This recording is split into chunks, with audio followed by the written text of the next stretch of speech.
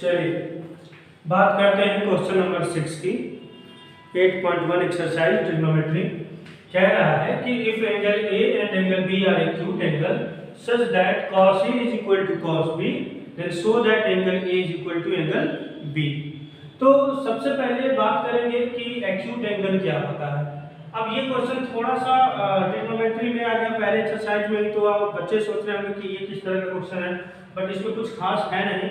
बस आप थोड़ा सा ध्यान दीजिए क्या है। वो बोला है क्वेश्चन में कि ए और बी जो है वो एक्यूट एंगल।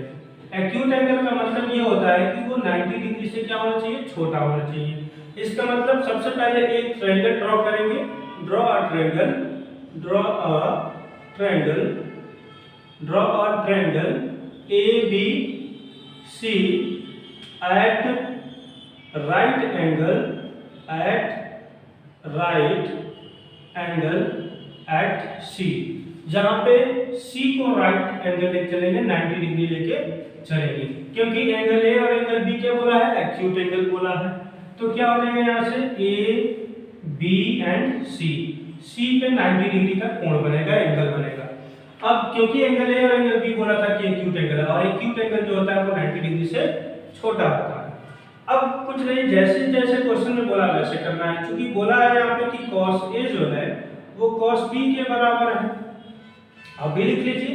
अब हमें पता है कि cos A का रेशियो क्या होता है, तो मैं बार बार आपको बोल रहा हूँ कि ये फॉर्मेट भूलिए नहीं। पंडित बद्री प्रसाद हरदर बोले, इसको आप लोग अगर भूल जाएंगे तो ट्रिग्नोमेट्री का पहला एक्सरसाइज का एक भी क्वेश्चन नहीं लगेगा।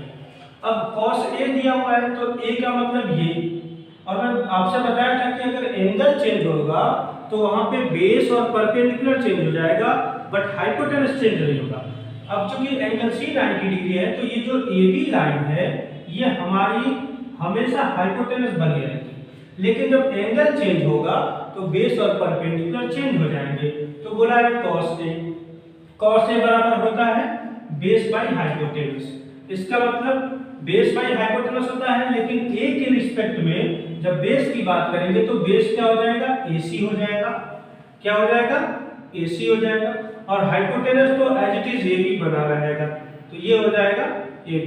बट जैसे cos B की बात करेंगे, cos B की एंगल चेंज हो गया, एंगल जैसे ही चेंज होगा बेस और परपेंडिकुलर चेंज हो जाता है, तो बेस क्या हो जाएगा आपका यहाँ पे BC हो जाएगा। तो cos B यहाँ पर भी क्या हो जाएगा, BC, और हाइपोटेनस तो सेम रहेगा, तो ये हो जाएगा AB। अब दोनों में AB क्या है, सेम है, तो यहाँ से ये कैंसिल आउट हो सकता है। अब क्या बचा आपका, AC is equal to BC बच गया। अब याद करिए कि क्लास 9 में ट्रिग्नोमेट्री में एक थ्योरम पढ़ाया गया है, जिस थ्योरम में ये बताया गया है कि अगर किसी भी ट्रायंगल में उनके अपोजिट एंगल इक्वल है या अपोजिट साइड्स इक्वल हैं, तो एंगल इक्वल होते हैं, और अपोजिट एंगल इक्वल है तो उनके साइड्स इक्वल होते हैं। तो सेम वही चीज यहाँ पर भी यूज करना है, क्योंकि AC अगर AC और BC बराबर है तो AC वाली लाइन क्या है, B, इसके अपोजिट में क्या हो गया, एंगल B हो गया, और BC के अपोजिट एंगल क्या हो गया, A हो गया। बट ये आया कैसे, इसको हमको शो करना पड़ेगा, मेंशन करना पड़ेगा कि ये क्यों आया, कैसे आया। तो ट्रायंगल में एक थ्योरम है कि in a triangle angle opposite to equal side are also equal. तो यहाँ लिखेंगे angle opposite to equal sides are also equal. तो ये थ्योरम है जिसकी वजह से अगर किसी ट्रायंगल के दो साइड्स इक्वल हैं तो उनके अपोजिट एंगल्स भी इक्वल होंगे। और हमें यही तो प्रूव करना था कि अगर A इक्वल टू B, तो ये क्या हो गया, प्रूफ भी हो गया। हेंस लिख देंगे नीचे, hence angle A is equal to angle B, और ये प्रूफ भी करना था।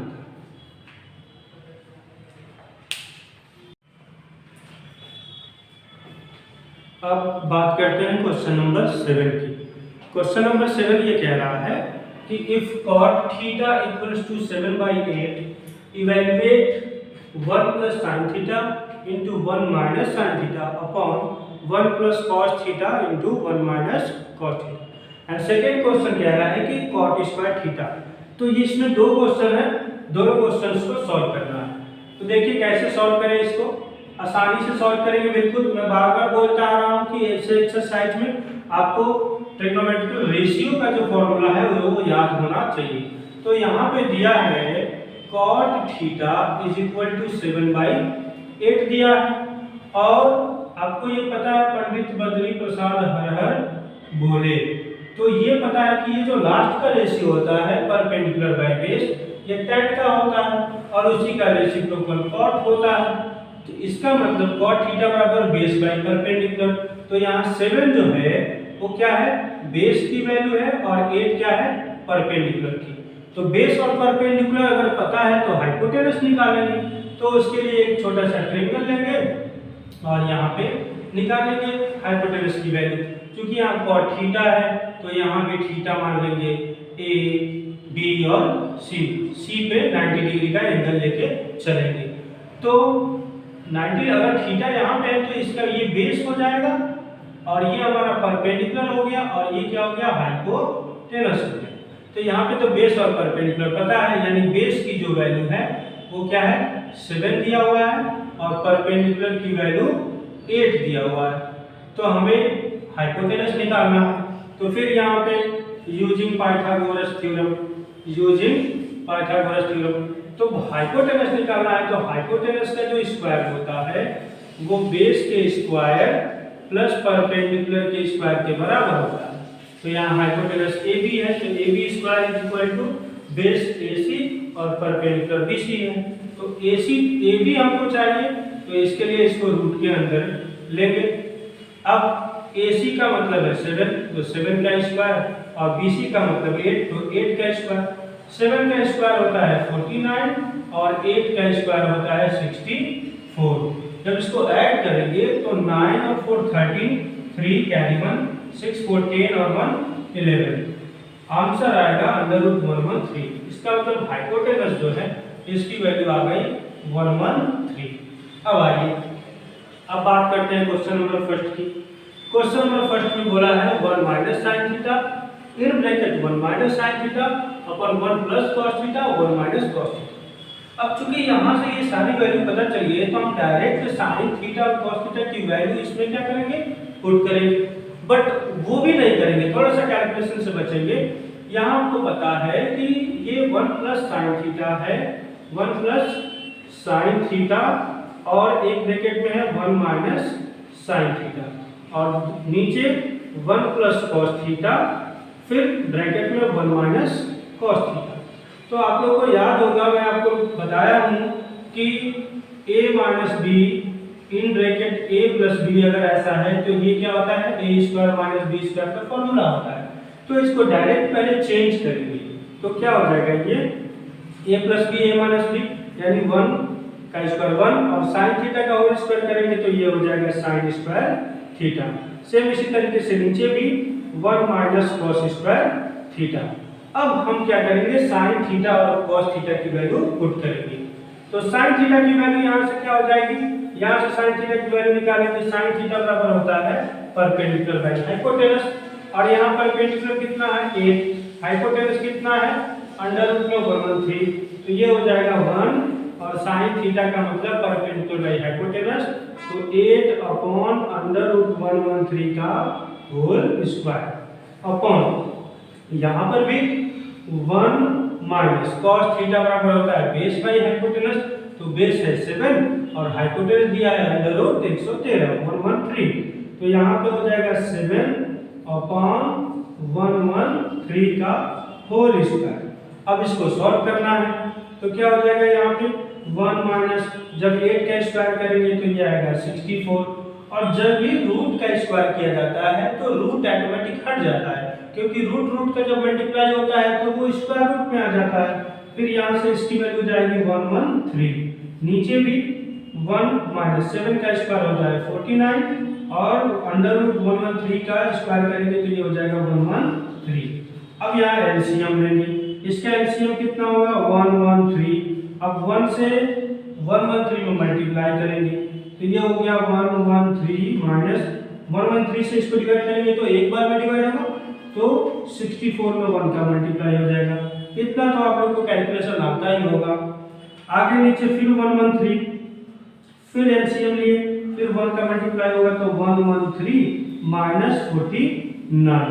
अब ये क्या हो गया, 113 माइनस 64 करेंगे तो कितना हो जाएगा, यहाँ से 3 से 4 माइनस नहीं होगा तो 13 माइनस 4 करेंगे तो आ जाएगा 9, और यहाँ बच गया कितना 10 माइनस 4 करेंगे तो हो जाएगा 4, 49 बाई 113।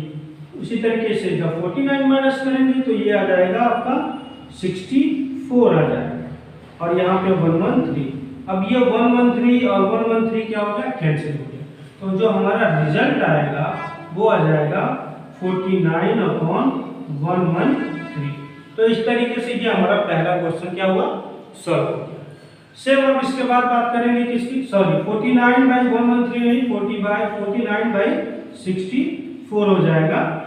अब नेक्स्ट क्वेश्चन बोला है कि cot स्क्वायर थीटा, तो cot स्क्वायर थीटा तो कुछ भी नहीं है, ये तो cot थीटा की वैल्यू ही दे रखा था। सेम इसी का क्या करेंगे, स्क्वायर करेंगे, तो 7 का स्क्वायर होता है 49 और 8 का स्क्वायर होता है 64। तो यहाँ पे cot थीटा की वैल्यू ही 7/4 है, तो 7/8 का होल स्क्वायर कर दीजिए, तो ये भी आ जाएगा 49/64। मैं